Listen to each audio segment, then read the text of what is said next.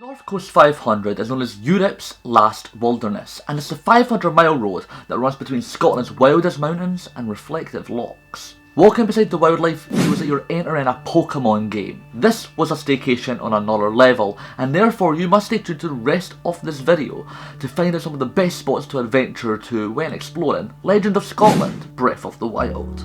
Hello everyone, I am Lewis, you are watching Lost in Travel, or, well, it should be Lost in Travel. I've not really been able to travel anywhere, so I'm not really living up to the name. However, with each passing day, we are getting closer to the end of all this, so I guess travel will start to fill the hole that is left in our hearts again.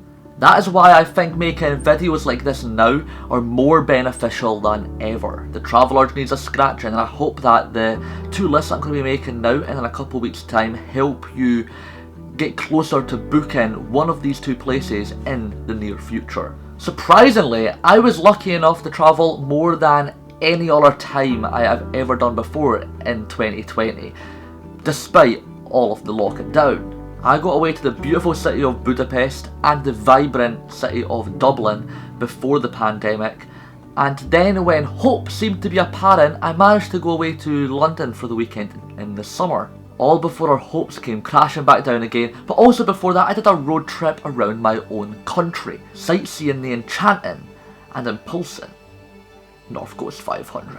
Before I dive into the list, I also want to mention that being in a motorhome, I was recommended to not trek up Bílek na Ba. I'm really sorry about that pronunciation. This is a winding and twisting road that offers incredible views of Applecross on the rugged west coast. It is known as a struggle for big vehicles, so as a result we gave it a miss. However, I wanted to give it a mention, as if I was just in a car and we did go up this, it probably would make the list, so I still consider this one as a must see. Alright then, let's move on to the official option, shall we? Tarbat-Ness Lighthouse. The Tarbat-Ness Lighthouse is located on the northwest tip of the Tarbat-Ness Peninsula, near the fishing village of Port Mahomack, which is on the east coast of Scotland. It was one of the first things that I've seen during this incredible journey, and the fact it remains part of this list does speak volumes. The lighthouse is quite isolated and stands tall for everyone to witness. With its stunning backdrop of Scotland's harshest waters and rocky coast that surrounds it, there is no doubt that the Tarbat-Ness Lighthouse is a must-see spot when you are visiting the North Coast 500. The lighthouse also has an incredible history behind it. It was built in 1830 by Robert Stevenson, who, you guessed it right, is related to the author Robert Louis Stevenson. The architect of this Guide of the Sea is actually the grandfather of the author of Treasure Island. It's a small world after all. Moreover, the architecture of this monumental lighthouse is a must-see in itself. It's very pastel and solid in colour, representing the reds and whites. It does look like it has just popped out of a comic book. Also, it kept reminding me of Where's Wally? Castle Sinclair-Girnigoe. Castle Sinclair-Girnigoe is located about 3 miles north of Wick on the east coast of K&F, Scotland. It is considered to be one of the earliest seats of Clan Sinclair. It is comprised of the ruins of two castles, the 15th century Castle Girnigoe and the early 17th century Castle of Sinclair. Now, even in its ruined state, it is considered to be one of the most treasurable things on Scotland's northern coast. With its ancient background and its epic views that it gives from its cliff edge, who wouldn't want to explore the area? Even if you aren't a castle lover, how can you not be? This place is for you, as it offers amazing landscapes, placing the environment on full display. All of this love is coming from someone who visited this castle during the fiercest of weathers. The fog shut off the baffling views, and the pounding rain turned this encapsulating place to call home into a moody ruin found by survivors of a shipwreck movie. The weather can totally change your experience at any place, and that just proves that Castle Sinclair-Girnigoe is bursting with atmosphere. Ardnike.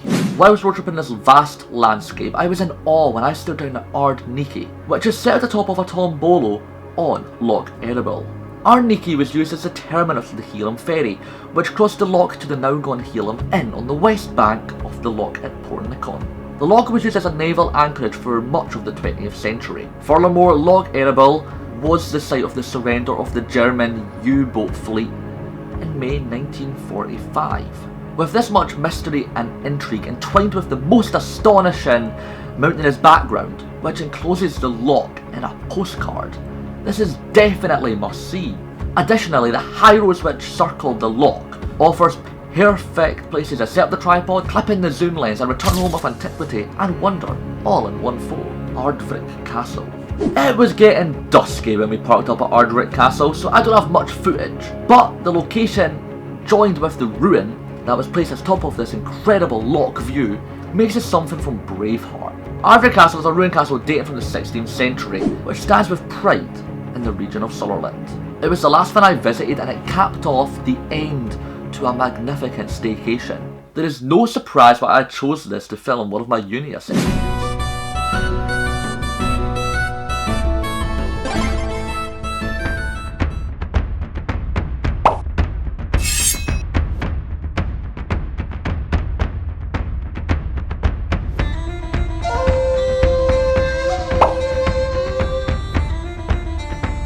Fight!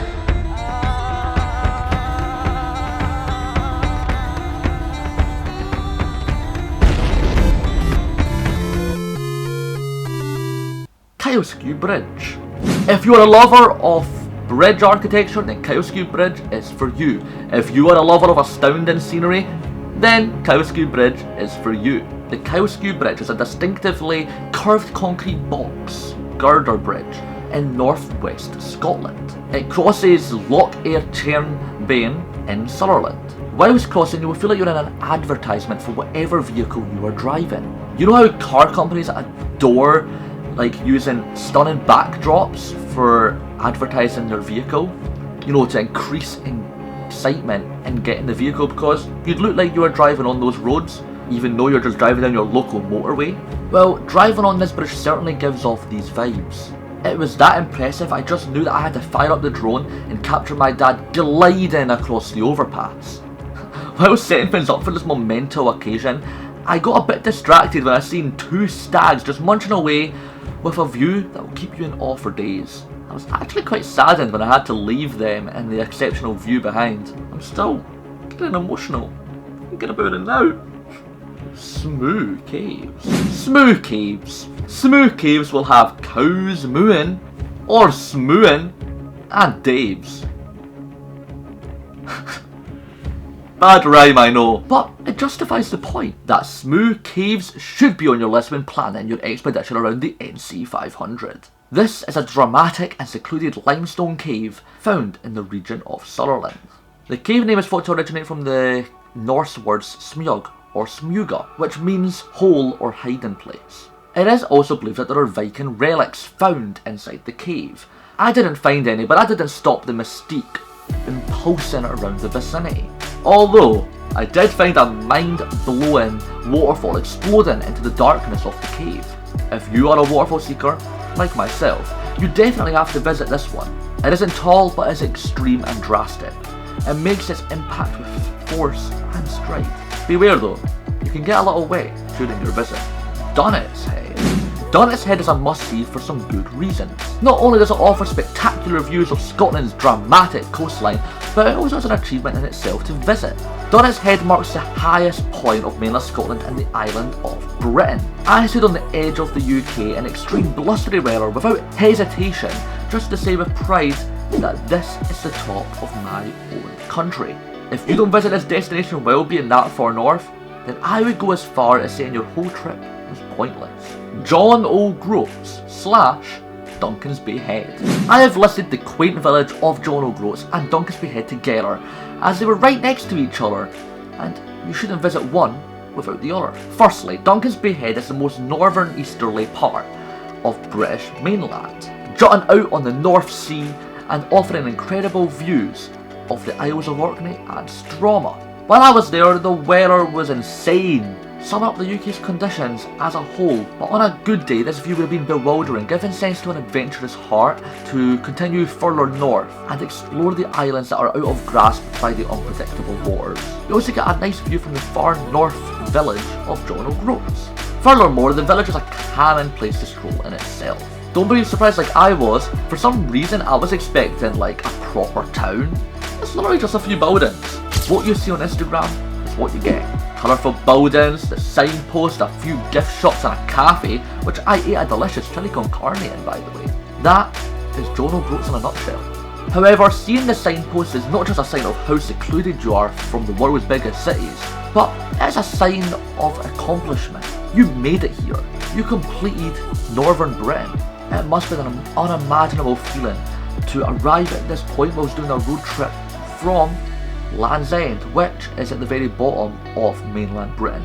Despite this, seeing it from your journey around the North Coast 500 is an unmountable feeling in its own right. The feeling of being far away from normal life was immensely satisfying, and seeing a seal bobbing about beside the pier proved that this coastline is one of the world's best, a feeling you won't get anywhere else. Tarbat-Ness Beach. You have beaches, and then you have Scotland's beaches. When you think of Scotland, you think of rugged terrains, larger than life mountains, boundless wildlife. Oh no, he's peeing, okay, that's it, stop recording. Advanced history and culture. Highland coos. More often than not, beaches are far away from your mind. Leave that to the pros like Mediterranean, Caribbean or Australia.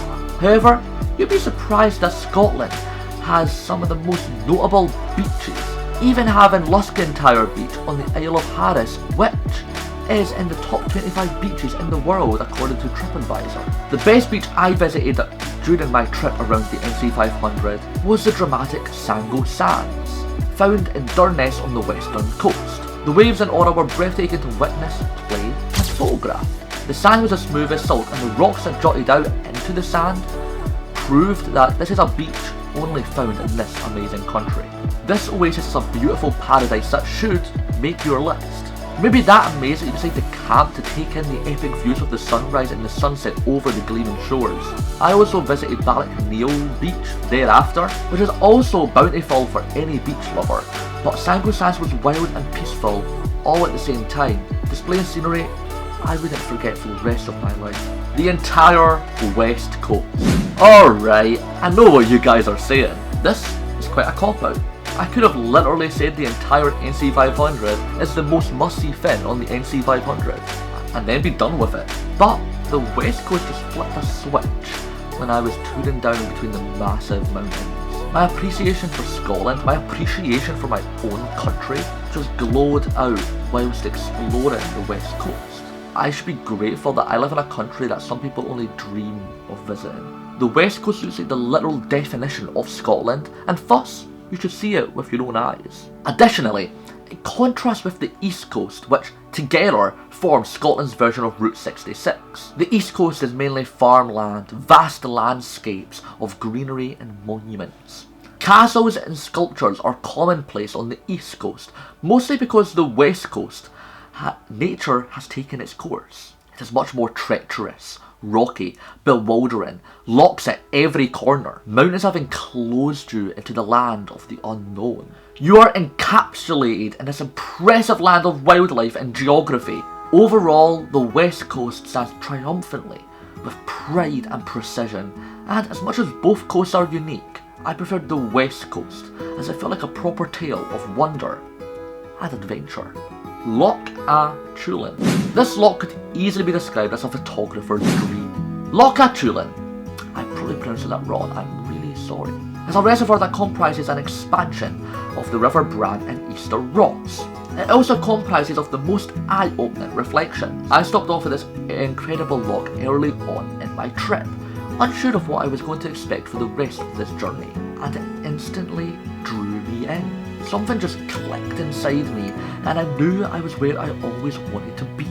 Witnessing the clouds climb over the summit, the reflections dance on the water's layer, and the picturesque backdrop that entices you in. At that moment, I was very proud to call Scotland my home. I still am, as whenever I look back at captures I took of this stunning place, my soul gets a little bit more quieter, and I relax. Scotland just has that mystique and charm about it. You know, there's many places just like this loch, however, each loch has its own personality and elegance. I think this location is quite secretive and not many people know about it, so therefore you should stop off and let it open up to you in a way no other place can. Dunrobin Castle.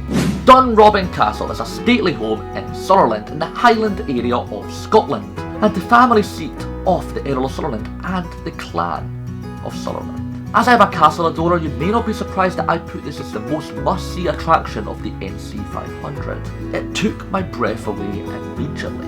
I'm a simple guy. Give me architecture, history and nature and I'm content with my life. Dunrobin Castle gave all three effectively. The architecture magnetised me up to the 15th century walls and into the 189 rooms that make up this extensive part of history. Nature was also galore, with its autumn leaves falling swiftly onto the ground, and the gardens, oh my god, the gardens! If you don't go to Dunrobin Castle for the castle aspect of it, the gardens will enchant you. They were added in 1850 and put you in a trance of advanced appreciation. They reminded me of the class above, as I felt like I was walking through royalty. To top it all off, they had a falconry, so you could be amazed at the history that oozes throughout one of Scotland's largest castles, then watch falcons and other various birds swoop and dive at the falconry.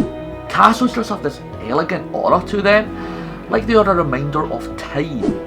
They have stood tall throughout history, and they are an impressive feat heading into the future.